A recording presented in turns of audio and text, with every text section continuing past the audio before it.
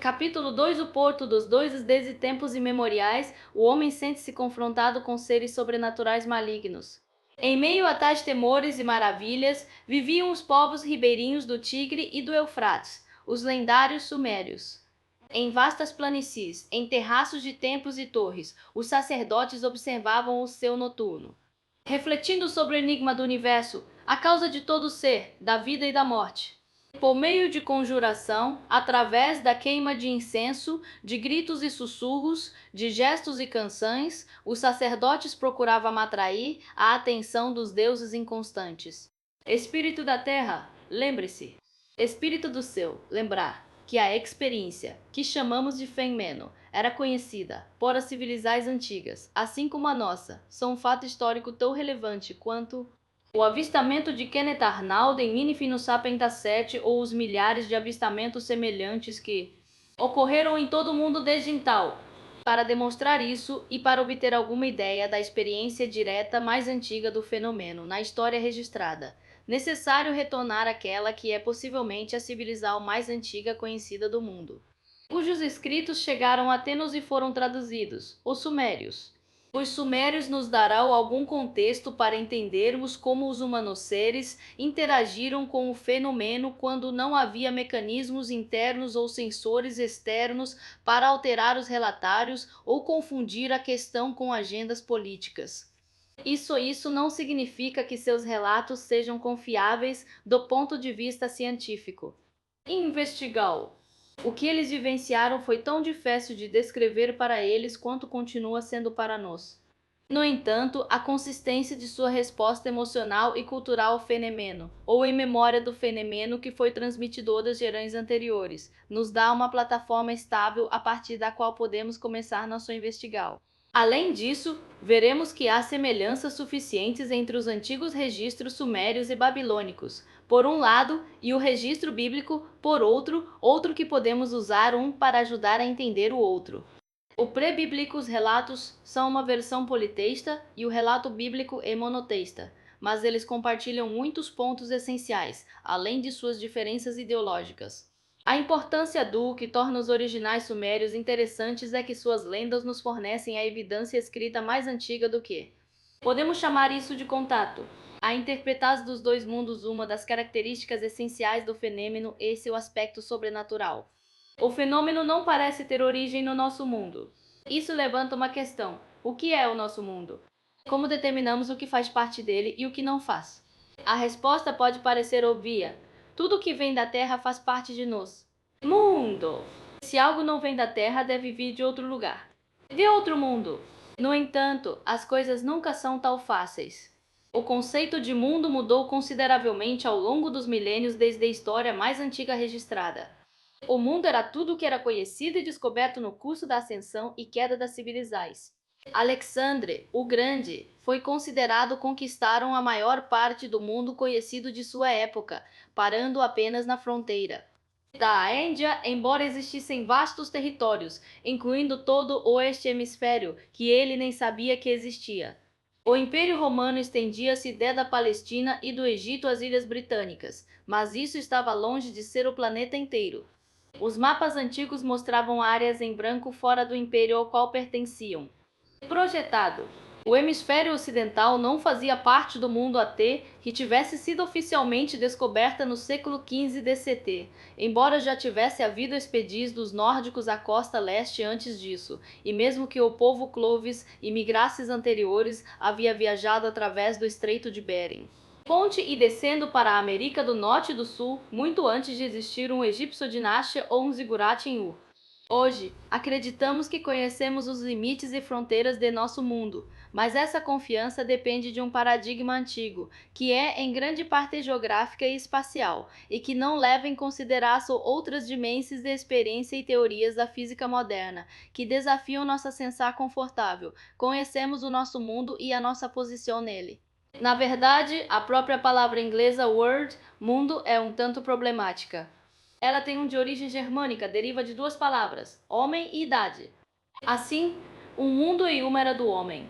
Isso confere ao conceito de mundo uma conotação decididamente antropocêntrica, bem como focar na ideia de idade e, portanto, de tempo. Em sânscrito, uma idade é uma yuga, semelhante ao conceito gnóstico de Eon. A era em que vivemos agora é chamada de Kali Yuga, a era de Kali, um tempo que é também uma personificação e uma deificação.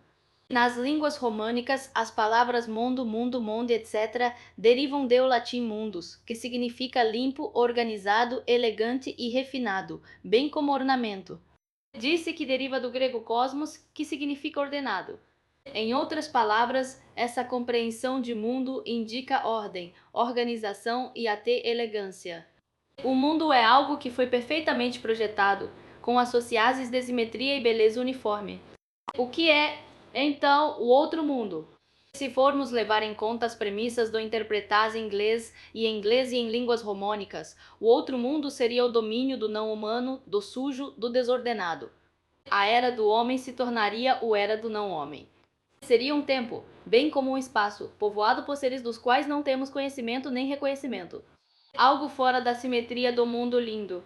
Assim, o mundo não é o domínio de tudo da maneira como geralmente pensamos. Podemos visualizar um diagrama de Venn em que mundo é um círculo e outro é outro. Mundo, aí outro círculo. Quando se trata do fenômeno, os dois círculos se sobrepõem em uma pequena área. Essa região é o domínio do feimeno, chamada em Mesopotâmia a porta dos deuses ou Babilônia. Essa ideia se baseia na premissa de que existem apenas dois mundos, este e outro. Isso não é de forma alguma certo. Podem existir múltiplos mundos. Não apenas múltiplas dimensões ou múltiplos universos, mas domínios nos quais ou as leis físicas que parecem se aplicar em nosso mundo são semelhantes às nossas, mas modificadas ou alteradas de alguma forma. Se esse outro mundo fosse completamente diferente, um paralelo universo, por exemplo, ele pode permanecer invisível ou indetectável de alguma outra forma para nós. Para sempre, mesmo que isso afete a nossa própria vida. O que sugerimos é um mundo que seja suficiente, como a nossa, que fornece algum grau de referência. É por isso que o fenômeno parece-nos quase real, quase contemporâneo. Mas não exatamente. Qual é outra característica do fenômeno? Que ele é visível. O visual sentido é o primeiro dos 5 sentidos clássicos, de acordo com biólogos e paleontólogos. Isso aparece durante o processo de evolução da consciência. Os sentidos auditivo, olfativo e outros envolvidos na consciência chegam de alguma forma mais tarde. A terceira característica é normalmente associada a avistamentos de veículos aéreos não identificados. Parecem desafiar as leis da física newtoniana, principalmente no que diz respeito à gravidade. No entanto, além disso, é óbvio, essa característica exige que se mencione outra. Elas aparecem como tecnologia, que é apenas um pouco mais avançado do que qualquer coisa que a humanidade tenha concebido até então. Hora desse avistamento. Como veremos no livro 2, alguns dos mais famosos avistamentos na América do Norte, os famosos avistamentos de dirigíveis de Gilson no Zeta, por exemplo, demonstraram tecnologia, ou projeto tecnológico, que talvez tivesse 20 ou 30 anos, no máximo, além das capacidades do voo tripulado disso nesse excelente. Existe, portanto, um fator tempo envolvido no fenômeno e difícil de entender, mas existe. As informações visuais coletadas durante esses avistamentos são o ponto de partida de um tipo de comunicação. Indica uma interface entre os dois mundos, como conforme mencionado acima, uma que exigirá uma definição sofisticada de consciência. Porque é o ponto de encontro entre dois seres conscientes que, de outra forma, seriam diferentes. Diferente. Seja o que for que esteja causando a exibição dessas características no fenômeno, diminuiu seu impacto visual, de forma a aticar os limites da nossa imaginal. A imaginal é o conceito-chave aqui. Os avistamentos ocorreram por meio de um aparião que era quase crível ao nível de tecnologia do povo em geral na época. Pareciam barcos voadores, com vários dispositivos e apêndices pendurados neles, cuja função era misteriosos.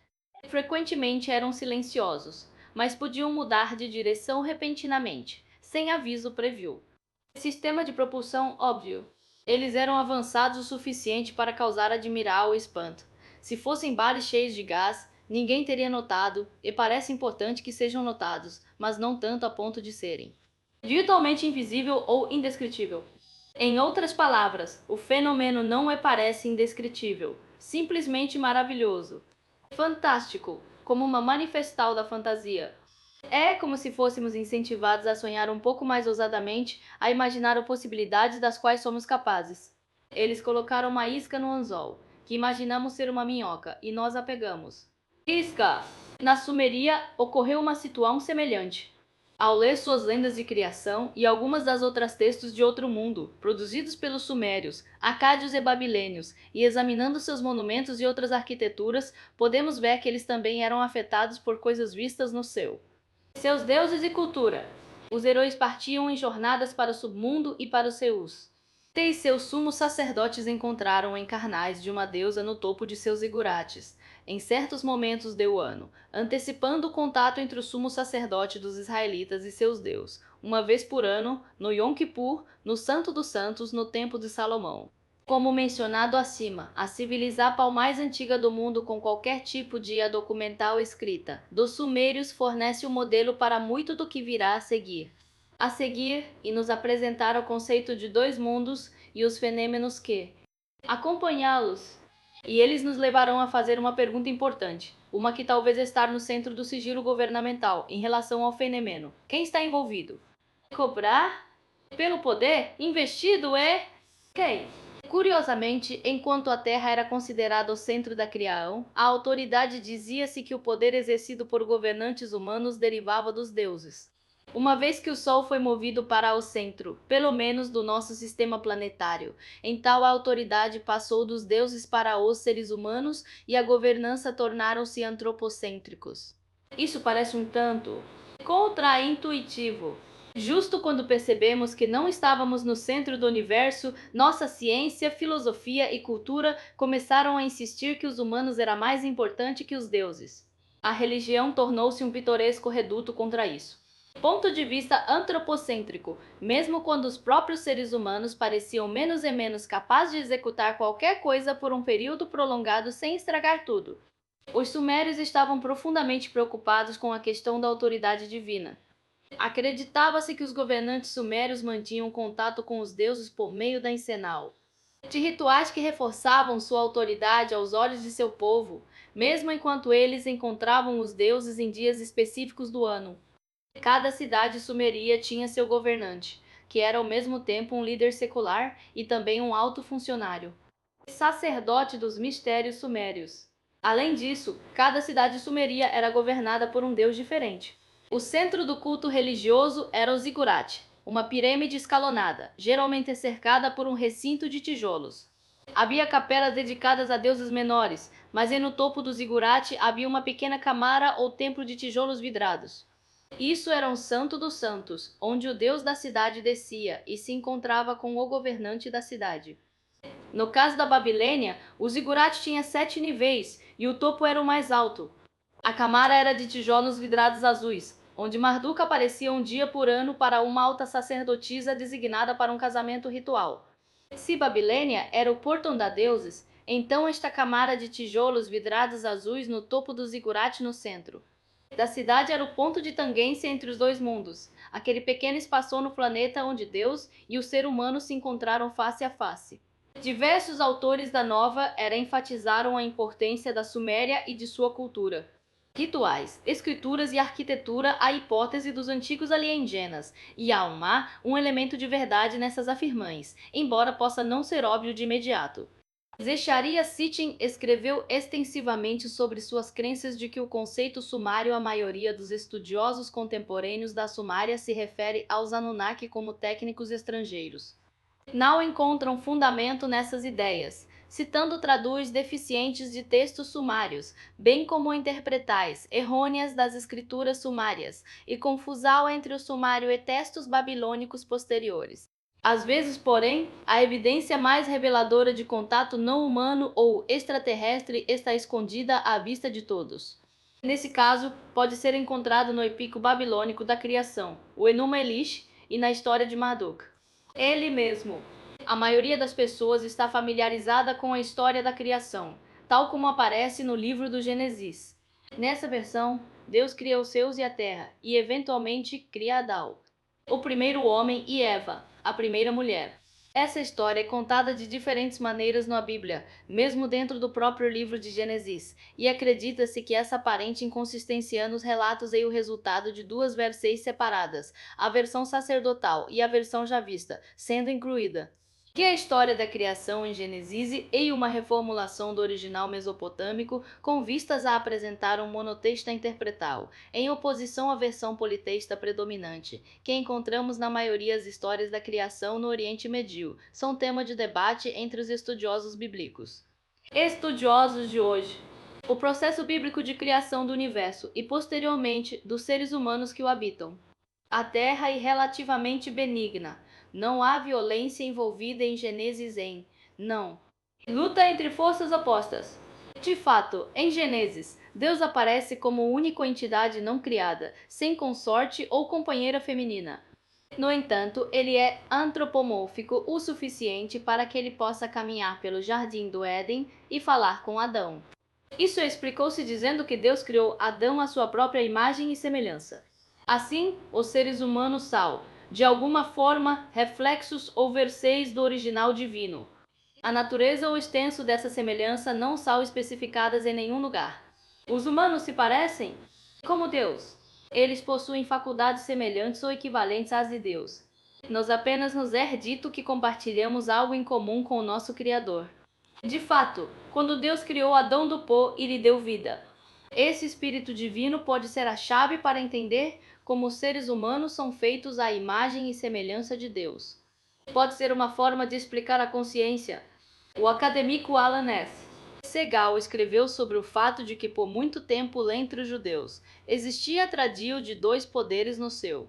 O invisível, Deus transcendental que conhecemos da Bíblia, mas também uma espécie de vice-regente de Deus, uma entidade visível, em grande parte antropomórfica, que podia andar e falar entre os criou os humanos. Foi somente muito mais tarde que essa crença foi corrigida, e a ideia de um vice-regente oficialmente excluído da teologia judaica por heresia. Na verdade, ainda era um entendimento comum na época de Jesus, que é uma das razões pelas quais os piedosos dos judeus podiam contemplar a ideia de que Deus poderia ter aparência e viver como um ser humano, e habitar entre eles. Nesse caso, fica claro que imagem e semelhança significa apenas que, no mínimo, os seres humanos são simulacros do original divino. Na história da criação babilônica, o Enuma Elish, há um longo e detalhado relato. Batalha entre vários deuses que finalmente resulta na criação dos seres humanos. Essa história antecede a versão bíblica em centenas, se não 1000 anos. Atualmente, acredita-se geralmente que o Pentateuco, os 5 primeiros livros da Bíblia, também conhecida como a Torá ou os livros de Moisés, foi escrita ou compilada no sexto século. Século A. C. O mínimo A. No Enuma Elish, os poderes divinos existiam em um estado primordial, antes do universo foi criado. Entre eles, destacavam-se Apsu e sua esposa, Tiamat. Tiamat é descrita como uma divindade serpente ou dragão, ligada às águas que preexistiam a terra e as estrelas. Tiamat representava a água salgada, e seu marido, Apsu. Ou Abisu, representava a água doce ou fresca. Era a mistura dessas águas, que deu origem a gerar um dos deuses. Como apontado em diversas fontes, Apsu e os Tiamat não são deuses propriamente ditos, mas parecem representar proto-divindades, talvez seres naturais, forças das quais nasceu o panteão sumério. Sabemos disso por Gênesis apartado-se que Deus é retratado pairando ou se movendo sobre a face das águas. Assim existe um consenso geral entre os dois textos de que a água já existia antes do resto da criação. Esse sentimento encontra eco na palavra hebraica para o profundo ou abismo, que é Terron, uma palavra coordinata de Tiamat. As semelhanças terminam a, no entanto. Os textos sagrados do Oriente Médio geralmente incorporaram o motivo de um caos Khan, ou luta contra o caos, que dá origem à ordem e o universo criado. Essa luta ocorre entre deuses, com um conjunto de divindades vencendo em batalha contra outro conjunto. A epopeia Enuma Elish não é diferente e pode, de fato, representar a versão mais antiga registrada desse tipo de narrativa. Mas como a Bíblia é um texto monoteísta, não pode haver caos canfeno que diz respeito à criação, isso indicaria a presença de múltiplos seres, divindades de uma consequente luta entre elas que implicaria um certo grau de igualdade. Em um contexto monoteísta, só pode haver um Deus e esse Deus deve ser todo-poderoso, portanto, não há espaço para qualquer tipo de luta. Podemos dizer que a aberração bíblica da criação é um desafio ideológico deliberado à visão predominante. Visão politeísta e não representa o método da criação, particularmente a criação dos seres humanos, como era entendida pela maioria das culturas da antiguidade. Oriente Médio. No entanto, não havia como escapar de vários elementos básicos que são comuns ao politeísmo e que insinuam a existência de agentes não humanos, que deram dores de cabeça para os estudiosos, como veremos. No Enuma Elish, os deuses mais jovens, os filhos de Apsu e Tiamat, são barulhentos. Estão causando tanta perturbação que Apsu quer destruí-los. Apsu, no entanto, é morto durante seu confronto com os deuses mais jovens e isso Tiamat fica tão furiosa que cria 11 monstros horrendos para lutar contra ela.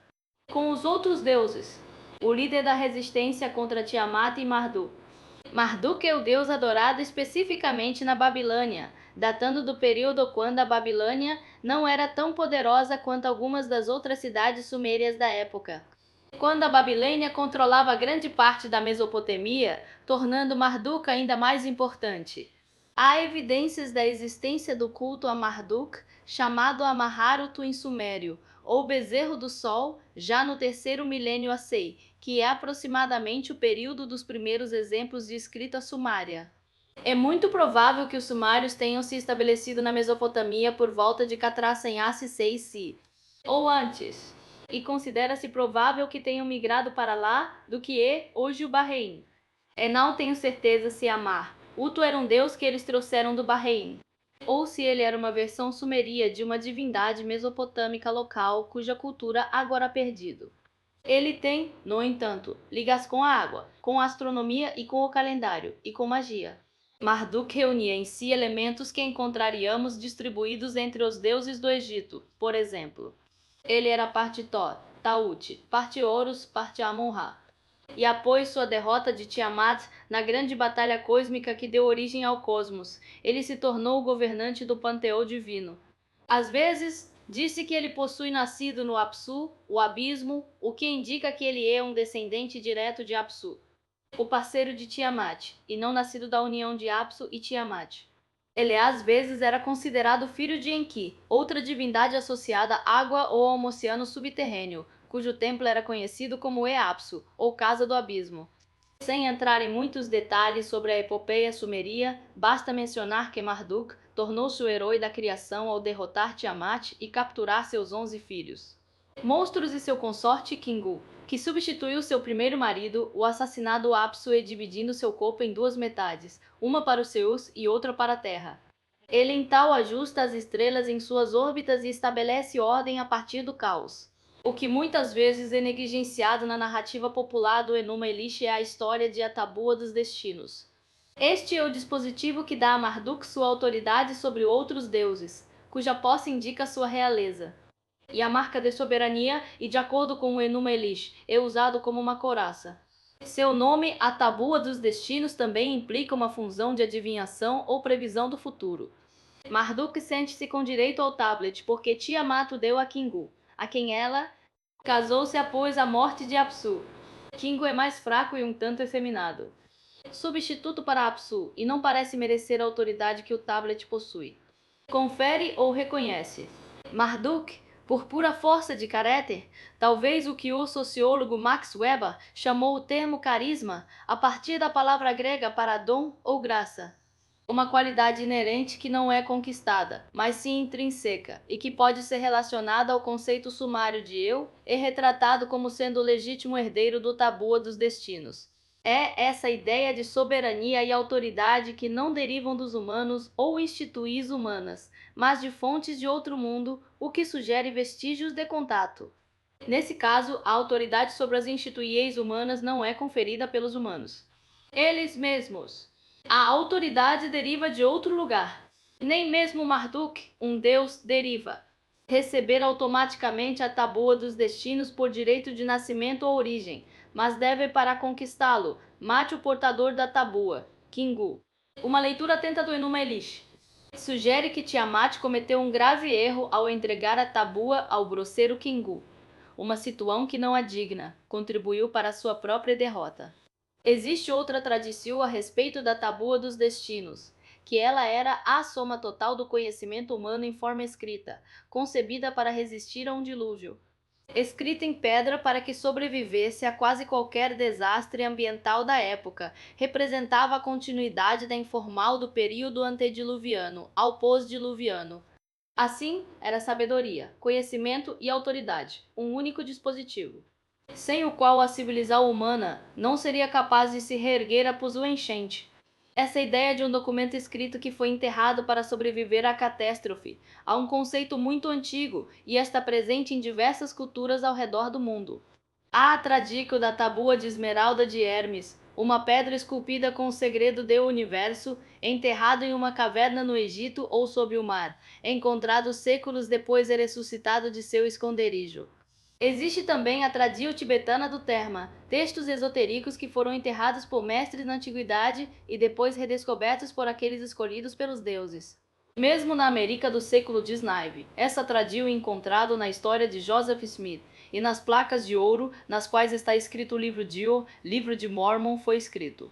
Smith realizou uma série de rituais mágicos na floresta do interior do estado de Nova York e, eventualmente, um anjo Moroni o guiou até o local onde as placas foram enterradas. Estamos dedicando algum tempo a analisar esse mito, mesmo antes de começarmos a discutir o assunto.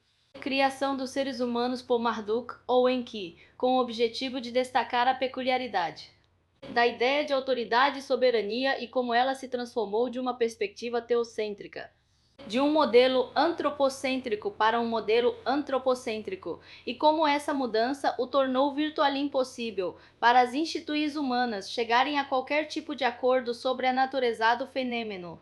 Uma das fontes para essa interpretação de autoridade é um artigo de 2 Watt, escrito por Alexander Hunt e Raymond Duval, intitulado Soberania e os OVNIs. O resumo que inicia o artigo apresenta o problema claramente, afirmando que a soberania moderna é antropocêntrica, constituída e organizada com base na referência a somente os seres humanos, e um problema claramente, afirmando que a soberania moderna é problema claramente a seres humanos, permitindo que os estados modernos exijam lealdade e recursos de seus assuntos. No entanto, isso tem limites que são claramente apresentados em avisal da autoridade sobre o tabu de levar os OVNIs a sério. O enigma é explicado pelos imperativos funcionais da soberania antropocêntrica, que não podem decidir um excesso relativo aos OVNIs em relação ao antropocentrismo, preservando ao mesmo tempo a capacidade de fazer tal coisa. Decisão. O OVNI só pode ser conhecido se não perguntarmos o que ele é. Elas têm uma abordagem importante para o problema, pois definem linguagem e conceitos emprestados dos filósofos modernos Jacques Derrida e Michel Foucault e John Agamben. O problema essencial no cerne da discussão sobre OVNIs, que é que nossas instituições humanas, tendo usurpado a autoridade, essencialmente a atribua dos destinos dos deuses, agora são incapazes de lidar com o OVNI Questa, o EI, essencialmente a atribua dos destinos, dos destemos desejos agora essencialmente a atribua dos destinos dos desejos. Visto que o fenômeno demonstra características sobre-humanas que o comprovam se não for baseado no ser humano ou de origem humana, nossas instituições humanas não podem afirmar isso. Nada de significativo sobre isso. Toda a base da soberania humana está fundamentada nisso, em uma visão antropocêntrica do mundo, da realidade. Em outras palavras, nos nunca iremos ter divulgação da forma como a entendemos, porque isso envolveria nossa humanidade de autoridades, reconhecendo outra autoridade, superior, potencialmente mais poderosa, em um mundo. Paradoxalmente, se nossas autoridades humanas reconhecessem a existência de outra autoridade que automaticamente minaria sua capacidade de fazer tal coisar conhecimento. Dilema do tipo Katz encontrou. Nem sempre foi assim, porém, contudo, historicamente, a soberania era menos antropocêntrica. Durante milênios, a natureza e os deuses acredita-se que possuíam poderes causais e subjetividades que lhes permitiam compartilhar a soberania com os humanos, se não exercer domínio absoluto. Na modernidade, Deus e a natureza são excluídos. É aqui que reside o problema fundamental. Não podemos atribuir o fenômeno no âmbito da religião, visto que não respeitamos a religião como fonte de conhecimento sobre o mundo. Se consultarmos nosso diagrama de Venn acima, podemos dizer que a ciência empurrou a religião deste mundo para o outro mundo. Este mundo é o domínio, agora, dos humanos e das instituições baseadas no que os autores chamam de metafísica do antropocentrismo, e não é mais o reino dos deuses. Uma noção soberanos, e soberanos humanos governam outros humanos. Qualquer coisa que chame a colocar isso em questão representa uma maaca às ideias modernas de governança e à lealdade dos ditos humanos para governantes humanos. Novamente, mesmo que a Terra não seja mais a centro do universo, a visão antropocêntrica, a visão centrada no ser humano, do mundo substituiu o teocêntrico, o centrado em Deus. Os humanos agora são o centro do universo e cientistas e governos são os únicos árbitros do que é real. Ou toda a estrutura das sociedades modernas depende disso. Aliás, a própria palavra real é cognato de real, a realidade é o que o rei diz que é. É por isso que o fenômeno é inaceitável tanto para a ciência quanto para o governo. Por isso que não pode existir algo como um OVNI. Pelo menos, é por isso que não somos. Ser capaz de definir para que serve isso desafiaria automaticamente a soberania de nossas instituições. Isso desviaria o foco de nós para eles, e nos não temos ter ideia das repercussões que essa mudança teria. Para a ciência e para o Estado, ao que parece, o OVNI não é um objeto propriamente dito, mas sim um não objeto, algo não apenas não identificadas, mas invisíveis e, portanto, ignoradas. E quanto às sociedades teocráticas? Mesmo que a modernidade tenha dominado a visão de mundo das sociedades do Ocidente, nos Estados Unidos, Austrália e Europa, principalmente, existem regiões do mundo que ainda enfatizam a centralidade da religião, como regiões do Oriente Médio, Ásia e África, onde o desenvolvimento econômico está atrasado por trás das conquistas materiais ocidentais. Pode não ser coincidência que as regiões onde o desenvolvimento econômico é lento também são regiões onde os sentimentos religiosos e uma visão de mundo religiosa ou espiritual predomina. A social, da matéria-consciência, tecnologia e antropocentrismo é reflexo das ideias gnósticas da influência corruptora do mundo material. No entanto, mesmo nesses casos, pode haver uma relutância em aceitar ou reconhecer a realidade dos OVNIs. Será possível que fazer isso seria desafiar certos dogmas? Na verdade, temos evidências de que até mesmo a religião organizada está disposta a aceitar a ideia de vida extraterrestre. O Vaticano divulgou recentemente uma declaração que indica uma disposição para considerar a possibilidade da existência de extraterrestres como algo que não está em desacordo com a crença católica. Nunca houve problema em considerar a possibilidade de a vida extraterrestre e o contato com extraterrestres no Islã, por exemplo, que geralmente tem sido mais confortável com a ciência e com as atitudes científicas em relação à vida em outros mundos. Declaro, isso pode ser visto como uma estratégia para minimizar riscos, para manter um certo grau de segurança. Autoridade sobre os fiéis através da incorporação de conhecimentos científicos e até mesmo pseudocientíficos, cenários e assim estendendo a soberania sobre todas as formas de conhecimento. Nas sociedades modernas, porém, a adesão a um ponto de vista científico como se fosse. A ideologia ou o dogma acabou por encurralar os céticos. O Deus onisciente foi substituído pela onisciência da ciência, e isso não pode admitir de conhecimento que pode estar em desacordo com o que já se sabe sobre a natureza do mundo e a realidade. Não pode admitir que o outro mundo tenha qualquer tipo de existência objetiva. Em vez disso, o outro mundo é um depósito de lixo para rejeitados. Conhecimento é o domínio do erro, das alucinações e do irracional. Sem dúvida, os sumários e os babilônios compartilhavam uma visão semelhante. Para eles, o outro mundo era o submundo, o reino dos mortos do mal. Espíritos, dentre todos os males que afligem a humanidade e tendem a injetar um elemento de caos em ordem e assim desafiar a supremacia de Marduk e do Estado. Mas para os sumérios, o outro mundo existia. Era necessário acreditar que ele existia. Caso contrário, não haveria necessidade de autoridade divina. A ameaça existencial representada pelo outro mundo, a fonte de perigo e hostilidade, tornou o domínio e o social organizado necessário. Os sumérios não lidavam com o irracional ou eles não queriam que o caos desaparecesse. Entenderam que era necessária vigilância eterna. A vida estava repleta de perigos, desde catástrofes ambientais a doenças e derrotas. Guerra! Todos esses perigos emanavam do outro mundo, ameaçando trazer sobre um novo caos. Marduk pode nos fornecer um modelo de governo na Babilônia. Marduk era claramente um ser sobrenatural com origens divinas, seja diretamente de Apsu, como indicado em alguns textos, ou de Enki, segundo outros textos que lutaram contra os horrendos monstros marinhos criados por Tiamat, bem como contra a própria Tiamat. Assim, ele personifica tanto o atributo humano de um guerreiro quanto uma força espiritual, cujas batalhas ocorreram antes da Criaia. Ao ordenar o universo, ele se torna um governante secular também, a autoridade máxima sobre a realidade que ele criou. Os reis da Babilônia, a cidade de Marduk, eram ao mesmo tempo sagrados e seculares. Governantes. É importante salientar que a divisão entre sagrado e secular não existiam tão nitidamente na antiga Mesopotâmia. Acreditava-se que um governante possui autoridade sobre todas as esferas da experiência. De fato, a própria palavra Babilônia deriva de uma palavra de origem desconhecida, Babili, que se acredita significar portal dos deuses. Era um espaço liminar entre este mundo e o outro mundo. Em hebraico, um jogo de palavras como o nome lhe conferiu uma etimologia diferente. Babel, que significa confusão, entre outras.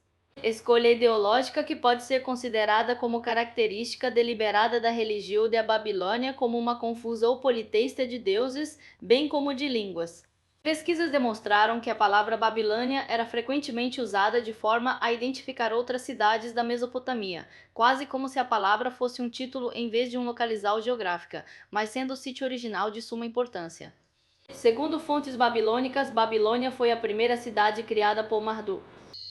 A autoridade de Marduk estendia-se desde o recinto do templo no topo do zigurate, o ponto de tangência entre este mundo e o outro mundo, descendo os 7 níveis até a superfície da terra, e dá até os 7 níveis descendentes. Níveis do submundo. Parte disso foi preservado na tradição judaica.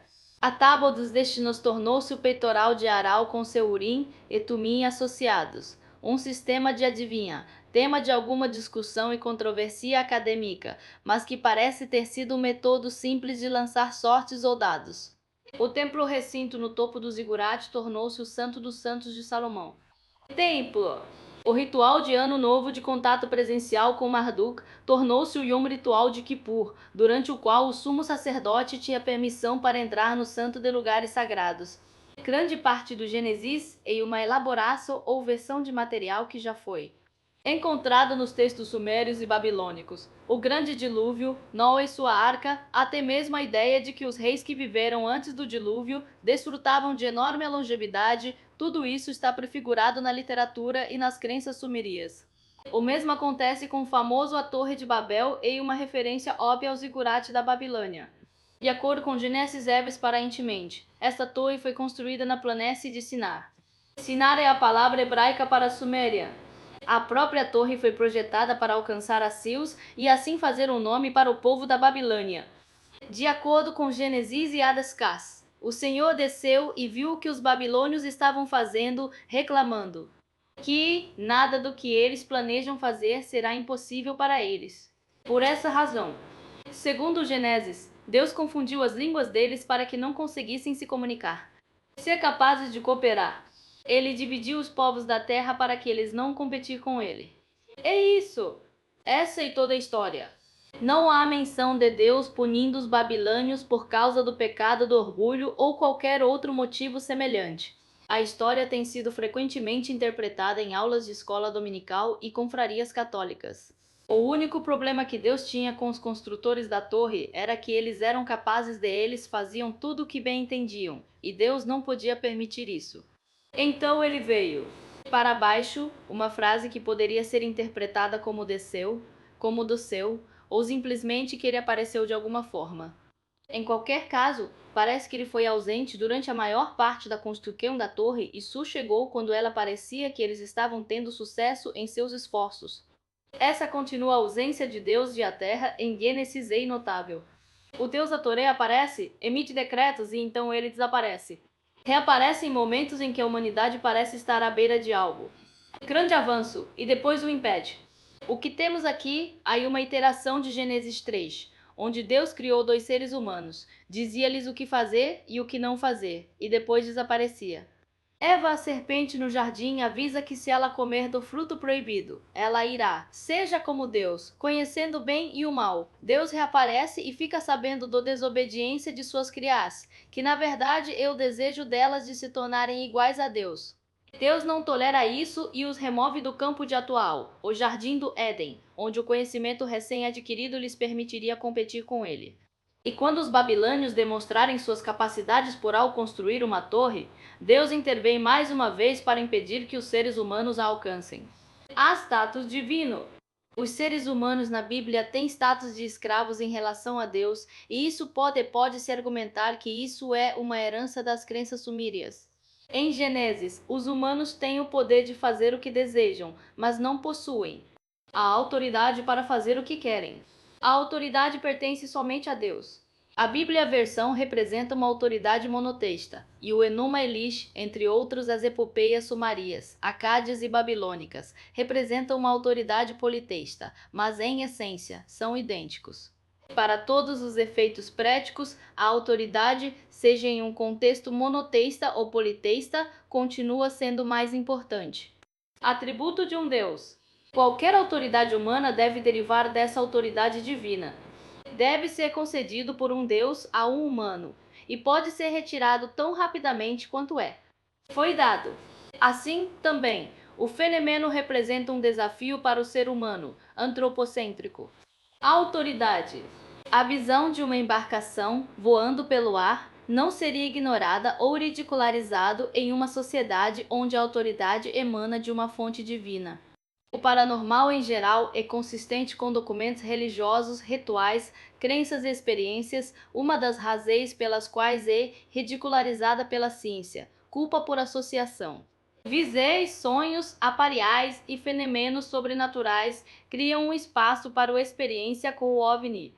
Em uma sociedade moderna, no entanto, onde há uma constante evolução do paradigma científico, determina os contornos da realidade. Esses fenômenos são julgados como inexistentes. Elas carecem de realidade. Não são reais em nenhum sentido científico e, portanto, existe não a necessidade nem tentativa de explicá-las, analisá-las ou criticá-las, porque para fazer isso seria minar o próprio modelo fundamental da ciência. Eles não fazem isso. Representam fenômenos que podem ser testados, previstos ou medidos, embora eles são conhecidos por deixarem vestígios físicos. Teorias sobre OVNIs não são, em termos científicos, falsável. Em uma sociedade moderna, onde prevalece o modelo político dominante de governo humano exige lealdade e obediência dos seres humanos para com os seres humanos, esses fenômenos são ignorados.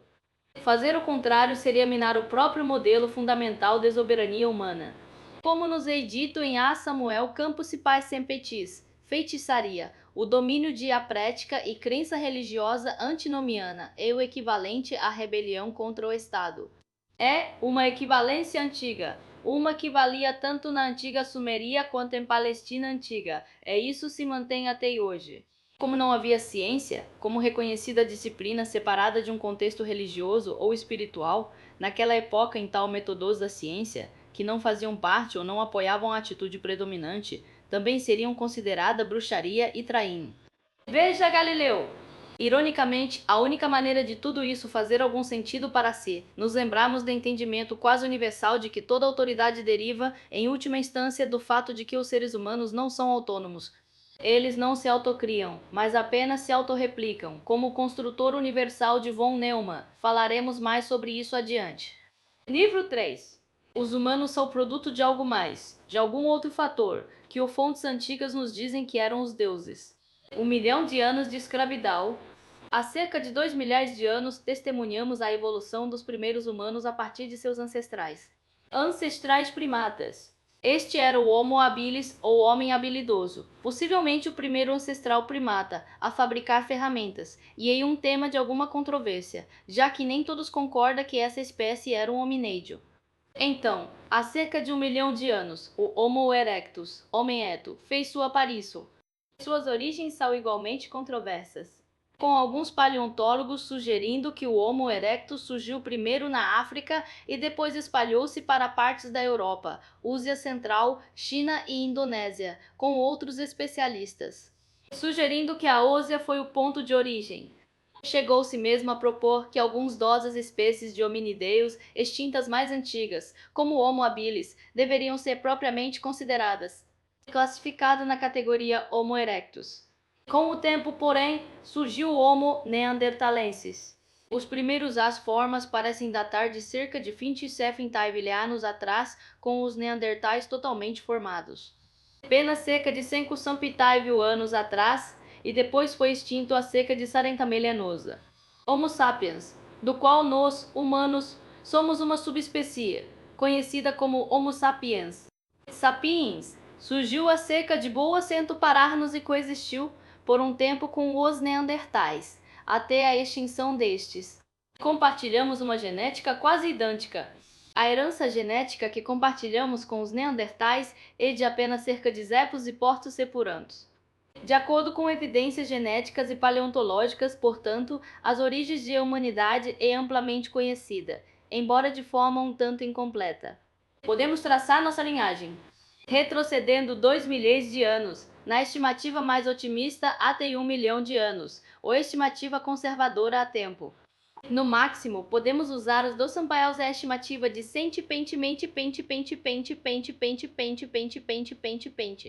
sapiens como nosso ponto de origem. Na verdade, tudo depende do que se entende por esse termo. Humano e especialmente humano moderno. Existem questões de genética, é claro. Existem também questões de consciência. O cérebro maior indicava maior inteligência, e um cérebro maior a inteligência contribui para o desenvolvimento da consciência. Estas ainda são questões controversas hoje em dia, especialmente porque ficou óbvio que nem todos concordam com as definições de termos como inteligência e consciência. Se nós concordamos, se não sabemos definir consciência, então somos incapazes de determinar quando ela surge. Desenvolvido primeiro. Não temos confiança suficiente nem para afirmar categoricamente que os animais têm consciência. Ter consciência, muito menos os próprios elementos que constituem os seres humanos, animais e plantas. Como veremos em um capítulo posterior, as origens genéticas da consciência agora estão sendo um tema de intenso debate. Sem entrar em detalhes sobre essa controvérsia, podemos fazer algumas perguntas a alguns especialistas. Questões fundamentais aqui, visto que se relacionam com o problema da origem dos seres humanos, e esse problema se relaciona diretamente com a questão do próprio fenômeno. Em primeiro lugar, vamos assumir que a natureza da humanidade e dos seres humanos pressupõe a existência da consciência. Sentimos que somos diferentes de todos os outros. Outra criatura na Terra devido à nossa consciência. Somos seres introspectivos, que se questionam sobre coisas como a vida após a morte, etc. Construímos cidades, carros, foguetes. Projetamos redes inteligentes. Criar cabos de fibra óptica e sistemas de irrigação. Não vemos outras espécies fazendo o mesmo. Logo, acreditamos que é a nossa consciência que nos diferencia. A parte do resto da criação. Calculamos, medimos, fabricamos. Criamos obras de arte, música e literatura. Não vemos a mesma atividade em outros lugares entre outras criaturas. No entanto, tudo que vive possui material genético. Existe agora um número crescente de evidências que sugerem que o código genético se originou em outro lugar que não o nosso planeta, e que de alguma forma foi semeada na Terra, seja acidentalmente, devido a um impacto de meteoro ou algum outro mecanismo natural ou deliberadamente. Isso levanta a questão de... Pergunta: vida e o mesmo que consciência? Novamente, não concordamos com as definições de nenhum desses termos, então torna-se um exercício de pura especulação tentar tomar partido nesta discussão. Em vez disso, procuremos uma resposta, ou pelo menos encontremos indícios, na história. Registro! O Enuma Elish nos conta que os humanos foram criados a partir do sangue dos mortos. King! Lembre-se que Kingu foi nomeado por Tiamat para ser comandante de forças que lutavam contra Marduk, e ele era também o deus a quem Tiamat deu a tábua de destinos. Assim, Kingu representa o inimigo de Marduk, e é de Kingu sangue que forma a humanidade. A humanidade, portanto, traz as suas origens a um sangue fraco, força espiritual ilegítima e derrotada. O propósito por trás da nossa criação era: trabalham como escravos para os deuses, que por isso são dispensados de qualquer trabalho árduo e que estão garantindo assim um fornecimento contínuo de alimentos e bebidas. Isso é exatamente como era antes, declarado nos antigos textos sumérios e babilônicos. As elaboradas teorias de Zecharia Sitchin e outros afirmaram que os humanos foram desenvolvidos para se dedicarem à mineração. Operais, etc., simplesmente não são necessárias para demonstrar que os sumérios acreditavam que os humanos foram criados para trabalhar para os deuses. Ou complicação desnecessária para a qual existem evidências tênues, na melhor das hipóteses. O próprio cosmos foi criado a partir do corpo de Tiamat. Seus ossos, sangue e os órgãos foram utilizados de diversas maneiras para completar a organizal do mundo externo. O sangue de seu consorte Kingu foi usado para criar seres humanos. Assim, os humanos não pertencem à mesma linhagem genética que o resto do universo, embora sua origem seja devido à energia divina, à vontade de Marduk e à substância divina, o sangue de Kingu. Deve-se notar que o Deus que realmente realiza o trabalho de criação, os humanos, que receberam a ordem de Marduk para fazer isso, são o Deus sumário Enki. Enki era o senhor da água doce, do artifício, da magia e da capacidade de manipular. Assunto: seu templo era conhecido como E-Abisu, com sua clara referência ao Abisu ou abismo. Em outras versões da história da criação, Enki assume um papel mais central na criação de seres humanos, mas sempre acaba usando o sangue de outro deus. Em um caso, usando argila misturada com sangue e sempre com o propósito de usar seres humanos. Seres como mal de obra escrava. Com o tempo, porém, os escravos se revoltam. Quando isso acontece, os deuses decidem varrê-los da face da terra com um grande dilúvio. Historias e lendas sobre o dilúvio são conhecidas virtualmente em todo o mundo, e isso pode ser devido à memória de uma única inundação que ocorreu em um passado distante, ou, mais provavelmente, refere-se a várias inundais, ocorrendo em diferentes partes do mundo em diferentes épocas. Muitas pessoas vivendo hoje em dia temos experiência com inundácias. Elas são um evento relativamente comum, então a necessidade de procurar por um único evento cataclísmico que tenha afetado o planeta inteiro. Qual é o denominador comum entre o relato babilônico e o de Gênesis, no entanto, afirma que ambos os dilúvios são resultado dos deuses ou de Deus se manifestando com raiva dos seres humanos. Em outras palavras, os humanos provocaram o dilúvio. Eles mesmos. O outro denominador comum, a ideia de um ser humano especial que ele foi poupado, assim como sua família. Essa história pode ser interpretada de duas maneiras diferentes. Em primeiro lugar, podemos estar vendo uma antiga tentativa de descrever a seleção natural. Este é o tema essencial do darwinismo, afirma que algumas espécies se extinguem e outras sobrevivem devido à sua capacidade de adaptação. Incapacidade ou capacidade, respectivamente, de se adaptar às forças ambientais. Quando alguns dos humanos sobrevivem a uma catástrofe, um evento cataclísmico como um tsunami ou outro desastre natural. Desastre, podemos descrevê-los e a seus descendentes como tendo sido produto de selecão natural. Claro que isso não é exatamente verdade. Em termos darwinianos, isso o processo ocorre ao longo de longos períodos de tempo e não é resultado de um único evento, ocorrendo ao longo de semanas ou até meses, mas sim adaptações e mutais de espécies, que sobrevivem em condições hostis ou desenvolvem estratégias apropriadas para seu ambiente particular. Pode ser que o que os autores de Gênesis estavam uma descrição era uma lembrança da extinção de outros hominídeos, restando apenas o Homo sapiens sapiens, vivo para contar a história. Outra forma de interpretar essas histórias é sugerir que a seleção foi nada natural, mas sim deliberado. Aliás, em Gênesis, Deus diz especificamente a Noé para construir a arca. Mais uma vez, a autoridade vem de uma fonte divina. O poder de construir a arca, no entanto, é uma tarefa humana. Afinal, os humanos ainda são mal de obra escrava, mesmo quando tal tarde quanto Gênesis 6. Antes disso acontecer, porém, é preciso preparar o terreno. Um das teorias proeminentes de Sitchin e de outros, tanto anteriores quanto posteriores a ele, dizem respeito à referência enigmática em Gênesis 6. que é capítulo da Bíblia que trata de Noé e o dilúvio. Começa com uma referência aos filhos de Deus e aos filhos dos homens e depois os nefilins. Esta é uma daquelas áreas que foram exploradas por Sitchin, von Däniken e outros que promoveram a teoria dos antigos alienígenas se baseia nesse caso, pois se trata de um dos episódios mais estranhos da Bíblia. É, na verdade, esse é um dos trechos da Bíblia que poderia ser usado para apoiar a existência de alienígenas ancestrais.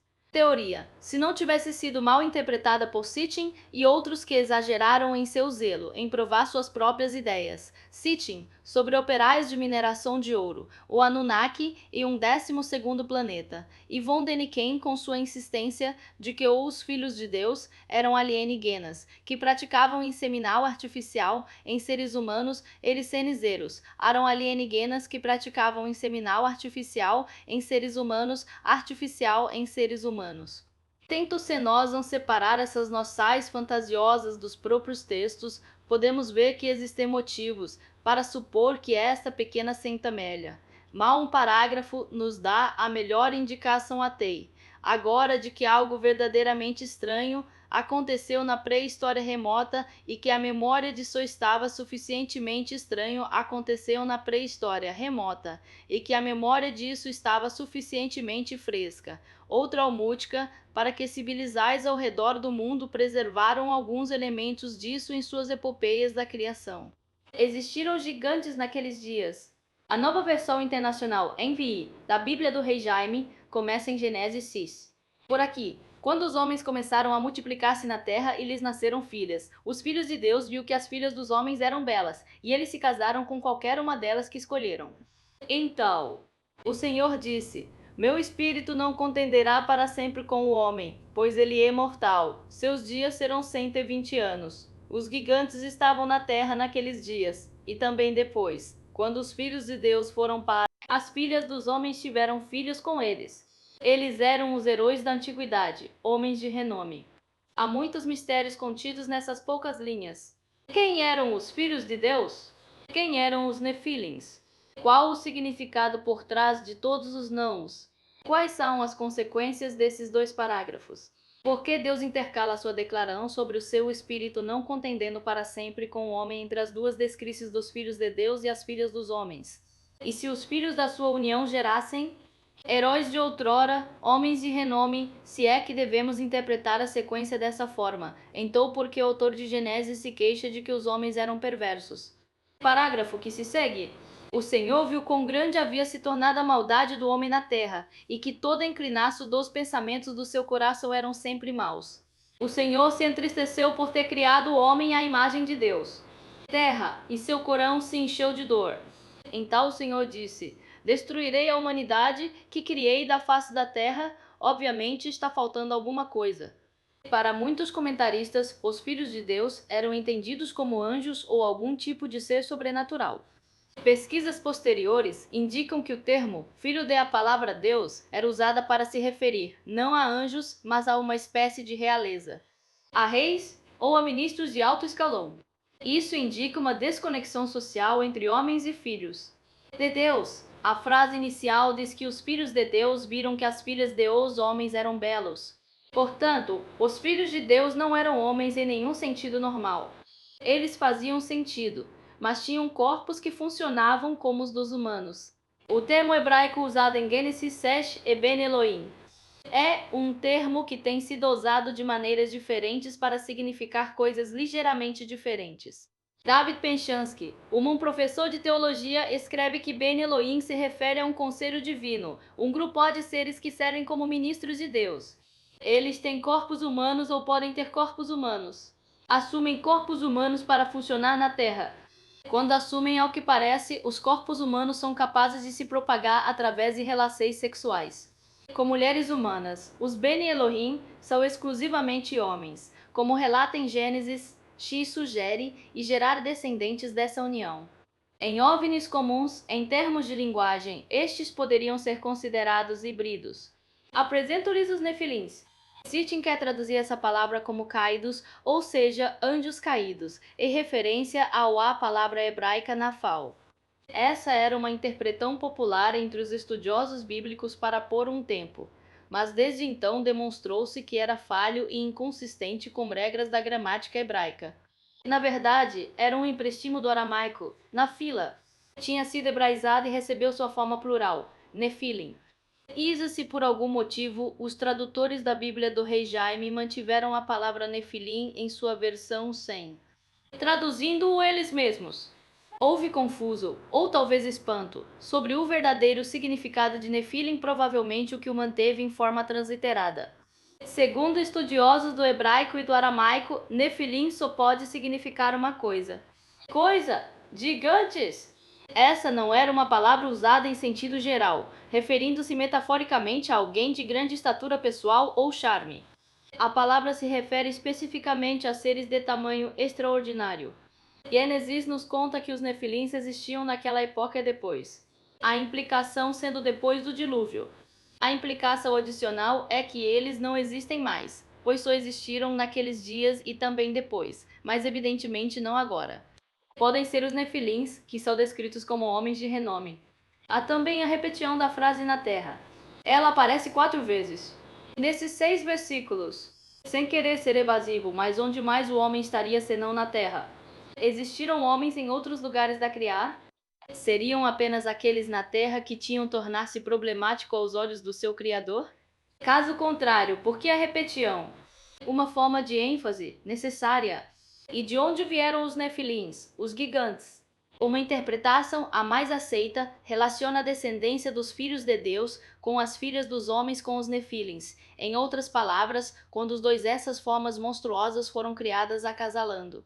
Isso indicaria que os filhos de Deus não faziam parte do mesmo conjunto genético que os homens e as filhas dos homens. Em outras palavras, os reis da terra, os Ben Elohim, a realeza, aqueles que detinham a autoridade vinda de Deus, não eram humanos. Os homens humanos eram da raça escrava, como indicado acima. Suas filhas faziam parte dessa mesma raça. Obviamente, o acasalamento das filhas com os Ben Elohim produziu gigantes anomalias genéticas. Resumidamente, analisamos se o que estava sendo descrito era algum tipo de Neandertal. Os nefilins, ou seus ancestrais, eram neandertais. Infelizmente, por vários motivos, isso não pode ser verdade. Para começar, os neandertais eram consideravelmente mais baixos que o Homo sapiens sapiens. Eles podem ter parecido mais brutais, talvez, mas tinham a cabeça um pouco mais culta que a de seus hominídeos. Irmãos, definitivamente não são gigantes. Será que existe algum esclarecimento a ser encontrado nas fontes babilônicas mais antigas? Felizmente, existe. Uma das personalidades mais famosas da literatura babilônica é Gilgamesh, o herói da epopeia de Gilgamesh, intimamente associado aos babilônicos histórias do dilúvio. Para entendermos completamente a ideia dos nefilins, então, voltar a fontes anteriores, não judaicas, que possuíam uma história mais bem articulada deste período e que ajudam a esclarecer as coisas, mesmo apresentando um panorama surpreendente. Visão alternativa. Isso inclui o material de Gilgamesh e as ideias associadas a ele. Com ele, incluindo o Apkallu ou Abgal. Os Apkallu, para usar o termo babilônico, Abgal, para usar o sumério, eram 7 seres sábios, 7 sábios, que existiram antes e depois do dilúvio. Eles eram responsáveis por ensinar aos seres humanos recém-criados os benefícios da civilização. Essas pessoas não eram humanas, mas seres divinos ou quase divinos que podiam assumir formas humanas. Forma humana quando necessário ou desejado. Em outras palavras, eles eram um modelo para a ideia bíblica de Ben Elohim. A versão mais controversa da história do Apkallu vem de Berossus, que foi sacerdote de Bel-Marduk no século Teraci, sobre agricultura, astronomia, etc., e depois retornava ao mar ao entardecer. Ele não comia nem bebia nada em terra firme e vestia um traje incomum, que parecia um peixe com escamas. Ele usava um adorno de cabeça que lembrava a cabeça de um peixe. Um peixe, e suas roupas lembravam as de um peixe, exceto pelo fato de que ele andava sobre 2 pés. Eventualmente, outros Apkallus seguiram primeiro, e eles permaneceriam em contato com os seres humanos por algum tempo, pelo menos até o dilúvio. Dizia-se que eles têm sua origem no Abisu, o abismo de Enki, e foram enviados de volta para lá, quando eles irritaram Marduk, que os considerava corruptores da humanidade. Corrida! Isso, no entanto, não ocorreu antes que o Apkallu começasse a acasalar com mulheres humanas e geram descendentes que eram parte humanos, parte Apkallu. Estes elementos extraídos de diversas fontes sumerias e babilônicas claramente antecipar Gênesis 6. Se estudiosos bíblicos como Michael Heiser e David Penchensky estiverem corretos, existe então uma forte tradição mesopotâmica de um conselho de membros normalmente invisíveis. Seres, os Apkallu, os Abgal ou os Ben Elohim, que apareceram na Terra como conselheiros da raça humana e que eventualmente se acasalaram com mulheres humanas, criando descendência monstruosa no processo. O relato bíblico é claramente um tanto quanto uma versão higienizada do original mesopotâmico, com uma interpretal monoteísta. Se nós, ao subtrairmos as mudanças ideológicas da narrativa, podemos observar uma forte indicação de uma crença geral de que houve contato não humano com humanos em algum momento em pré-história.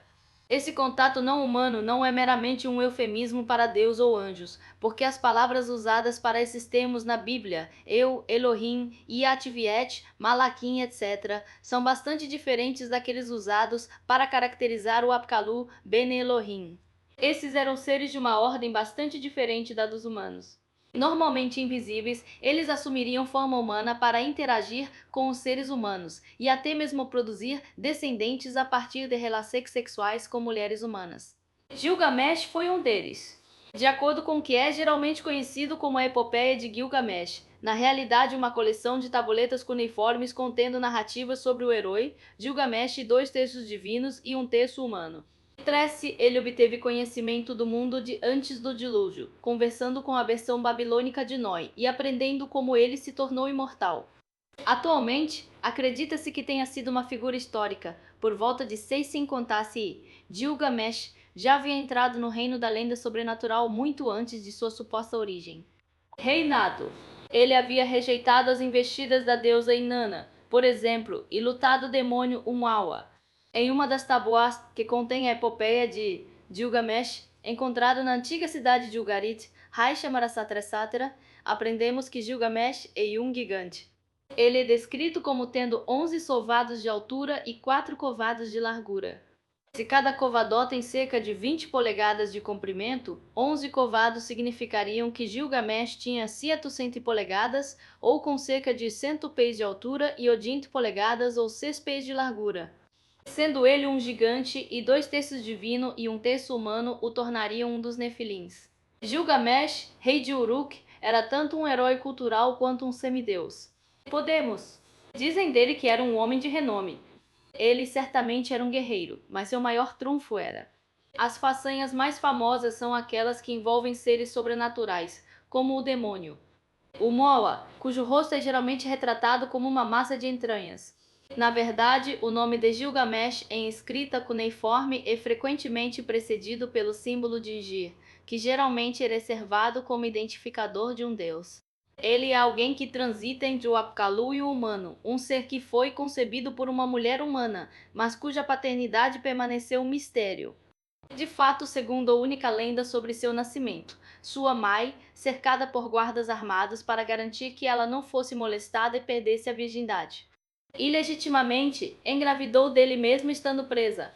Alarmados, os guardas pegaram o bebê e o atiraram do alto de uma torre para ser. Correu para as rochas abaixo, mas uma águia chegou bem a tempo e acalmou o filhote. Gilgamesh pousou em segurança na terra. Assim, sem entrar em detalhes, a origem de Gilgamesh é que de uma filha dos homens e um pai sobrenatural, um Apkallu, e ele se desenvolveu em um gigante que era 2 terços divino. Isso está de acordo com a tradição bíblica, assim como a mesopotâmica. Aliás, segundo a epopeia de Gilgamesh, Apkallu projetou e construiu as muralhas de sua cidade, Uruk. Os próprios Apkallus são frequentemente representados com corpos humanos, mas cabeças de pássaros, semelhante ao tipo de iconografia que encontramos em ilustrais egípcias Dot, Horus, etc. Os baixos relevos mesopotâmicos os representam como um tipo de grifo, com 4 asas e cabeça de pássaro, indicando sua capacidade de voar. Na verdade, e provavelmente foram esses enormes relevos encontrados na Babilônia e em outros lugares que deram origem a Ascender a famosa visão de Ezequiel a uma das favoritas dos teóricos dos antigos astronautas, em que os querubins aparecem com 4 asas e 4 faces, as de um homem, uma águia, um boi e um leão. Como Ezequiel teve essa visão na Babilônia, poderia ser disse que a arte local influenciou seu conteúdo. Uma conexão adicional entre Gilgamesh e a história do dilúvio, que começa com a discussão sobre os filhos de Deus e os Nefilins, e a sua visita a Utnapishtim. Sumério. Foi dessa personalidade que Gilgamesh aprendeu sobre os caminhos do mundo antes do dilúvio, pois Utnapishtim sobreviveu ao dilúvio em uma arca com sua família, plantas e pequenos animais. Ele salvou a semente da humanidade e por isso foi recompensado pelos deuses com a imortalidade. Não há espaço para contar essa história por completo, mas ela é mencionada para mostrar que Gênesis X tem suas origens na religião babilônica, que por sua vez teve origem na Suméria. Resumindo os dados, o universo foi criado como resultado de uma luta entre forças invisíveis caracterizadas como água doce e água salgada, que deram origem a deuses que se voltaram para seus pais, e usaram o corpo de um para criar a realidade e o sangue de outro para criar a humanidade. Assim, os humanos são produto de um dos deuses derrotados. Em alguns casos, em algumas verses dessa narrativa, a argila da terra é usada como meio, misturada com elementos divinos. O propósito da criação dos seres humanos era servir de mão de obra escrava para os deuses. Também presentes nos seus estavam forças intermediárias, uma espécie de assembleia ou conselho conhecido como Apkalu na Babilônia, Abgal na Suméria e Ben Elohim entre os judeus, que estavam no comando da situação na terra. Esses seres eram capazes de assumir forma humana, mas não eram seres humanos.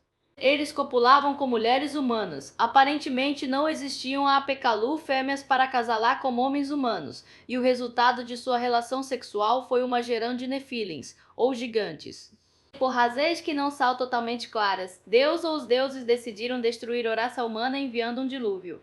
No entanto, eles decidiram que algum material genético poderiam ser recuperadas, e isso resultou nas histórias de Nó, na Bíblia e Utnapishtim, na Babilônia. Em algum momento após o dilúvio, os deuses ou seus emissários, os Apkalu, Abigal Ben Elohim, desapareceram. De repente, os seres humanos estavam em seus novamente. A perda de contato com esses seres sobrenaturais foi lamentada no hinos e encantamentos sumérios. Rituais evoluíram para trazê-los de volta, pelo menos temporariamente, através de sacrifícios e casamentos sagrados. Os sacrifícios evocam sangue, que foi usado para fabricar seres humanos, reconhecendo que nosso sangue não é na verdade, são nossos, mas também deles. Os casamentos sagrados lembram os filhos de Deus se unindo às filhas de homens. Usando esses dois mecanismos, estávamos lembrando o Apkalu deste antigo evento primordial na história da humanidade, reencenando-se repetidamente através de milhares de anos, esse trauma inicial. Ou talvez estejamos trabalhando nisso há algum tempo, que nós mesmos traumatizamos, usando rituais para tentar entender o que havia acontecido e qual é o nosso propósito neste planeta. Ah, essas histórias eram bem conhecidas em todo o Levante até primeiro e segundo séculos. Séculos do Eles eram elementos indissociáveis eita cultura que remontava a milhares de anos. Existem referências no Novo Testamento a esses mesmos Ben Elohim e aos 7 sábios dos Apkalu, que foram punidos por terem relações sexuais com humanos. Mulheres e produzindo seus descendentes híbridos. Eles não são chamados de Apkalu no Novo Testamento, claro, mas são citados em Do Pedro e Judas como anjos que pecaram e que foram aprisionados no Tartaro, na Septuaginta grega, geralmente apenas traduzido como inferno em traduz para o inglês ou como profunda escuridão.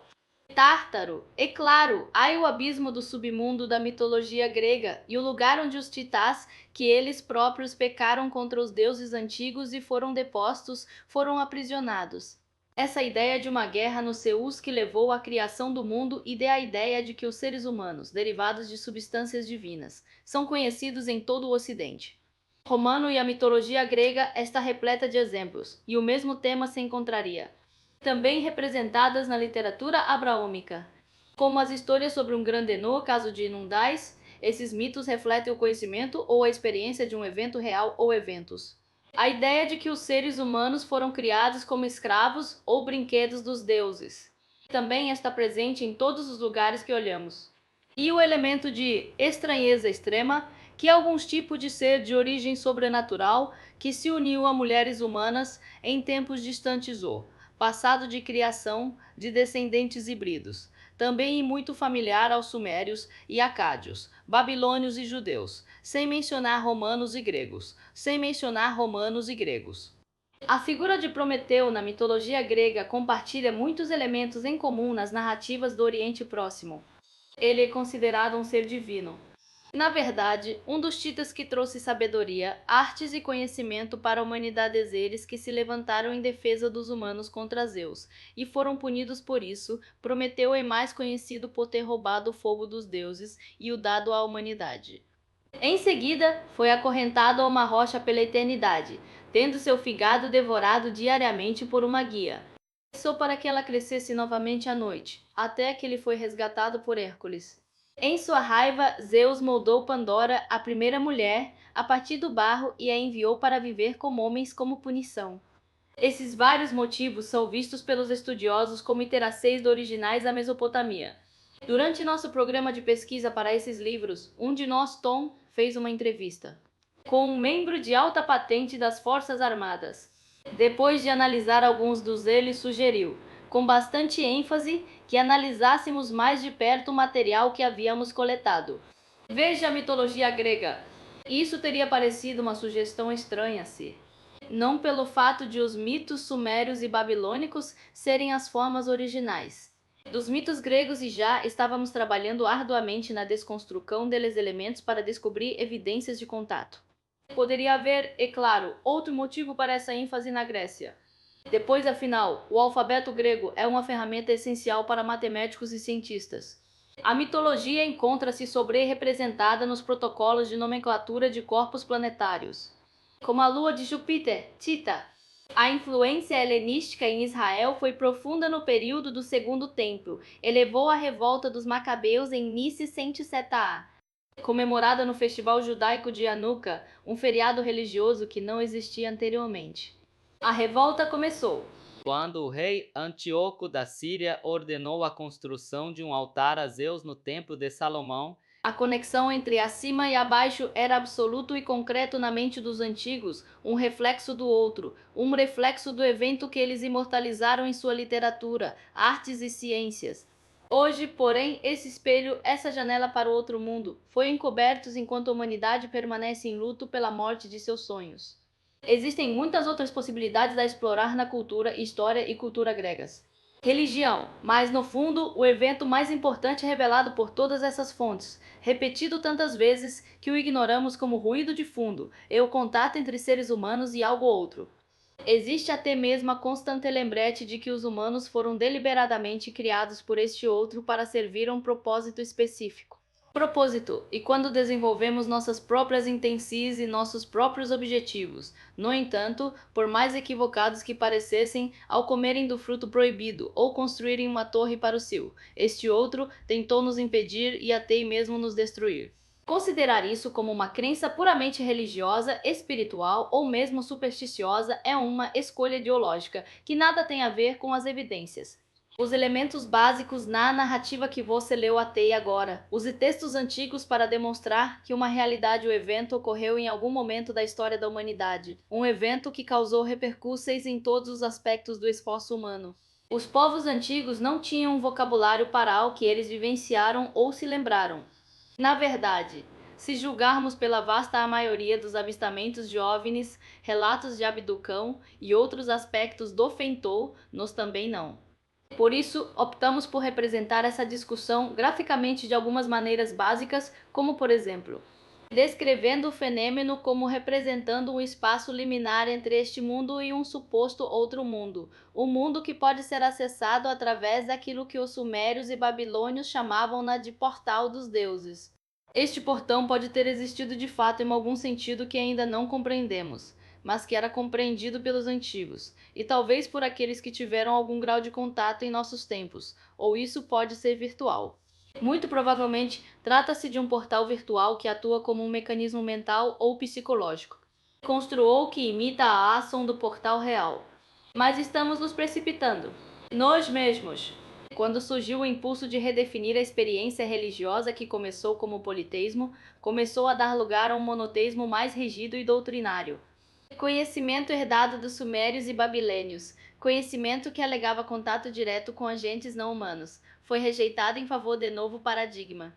O monoteísmo tornou-se a lente através da qual o passado foi reimaginado como uma época em que os seres humanos eram selvagens, incultos e crédulos. Portanto, suas realizais e histórias foram desvalorizadas como produto de ignorância. Formas de conhecimento antigo, embora agora fragmentárias e incompletas, foram preservadas no mundo da superstição e do esoterismo, o domínio da sociedade secreta e do feiticeiro. Isso só ocorreu nos últimos cerca de 100 anos, se passaram desde que grande parte desses dados começou a ser recuperada e reavaliada. Acadêmicos e estudiosos de renome estão sendo convidados a analisar de uma nova perspectiva as origens do Ocidente. Monoteísmo e perceber que muitos conceitos politeístas derivam de Soul. Contato sobreviveu dentro das religiões abraômicas de diversas formas. A grande vantagem do monoteísmo sobre o politeísmo, no entanto, era a sua potencial como fator unificador contra os deuses. Na Sumeria, assim como na Babilônia posterior, cada cidade-estado tinha sua própria divindade padroeira. O mesmo se aplicaria a todo o continente. Mundo antigo na Europa, bem como no Oriente Médio. Isso significava que havia divisões políticas entre sociedades humanas que poderiam ser exploradas para manter os humanos fracas e incapazes de resistir. Uma visão de mundo monoteísta uniria essas cidades-estado, sob a bandeira de uma divindade padroeira, com todos os cidadãos desses Estados Unidos comovem, dentro de um sistema político e teológico comum. Talvez isso fosse mais do que um desafio puramente ideológico dos monoteístas contra o resto do mundo. Talvez tenha sido um ato de desafio contra os filhos de Deus e provavelmente com razão. Como já mencionamos, mas que vale a pena repetir ao longo deste texto, o material torna-se cada vez mais desafiador. O que estamos propondo aqui e nos capítulos e livros que se seguem, encontra-se uma resolução científica para o antigo problema. Problema de deuses, demônios, bem e mal, religião, magia e todos os impedimentos da era pré-científica. O que estamos propondo é que os antigos estavam registrando um evento ou eventos que tiveram um profundo efeito no desenvolvimento humano, civilização, na tecnologia, um evento que está irrompendo na consciência humana, e vivenciamos isso hoje de diversas formas. Os antigos descreveram esse evento em terminologia que hoje interpretamos como religiosa ou supersticiosa, mas essas designais não existiam na antiguidade. Mesmo o conceito de religião é relativamente recente. Na Sumeria, religião e ciência não eram categorias separadas. Havia apenas uma abordagem ao conhecimento, e que envolvia a mente como um todo. A dificuldade que enfrentamos hoje em compreender ou mesmo definir o fenômeno é resultado dessa fragmental do conhecimento que levou a relegar todo um domínio da experiência humana a um lixo ontológico. A ciência não consegue explicar o fenômeno, então os cientistas se recusam a vê-lo. Da mesma forma, não há espaço para a espiritualidade em qualquer forma dentro da ciência, então os cientistas a consideram uma forma de doença mental, um eufemismo com aparência científica que substitui algo tal emocionalmente. Termos carregados de significado, como superstição e ignorância, mas que são igualmente carregados em outros contextos. Caminhos. O que talvez seja necessário, então, é uma reformulação da maneira como encaramos a realidade e da nossa responsabilidade para com outros seres humanos diante da nossa incapacidade de lidar com o fenômeno de qualquer outra forma.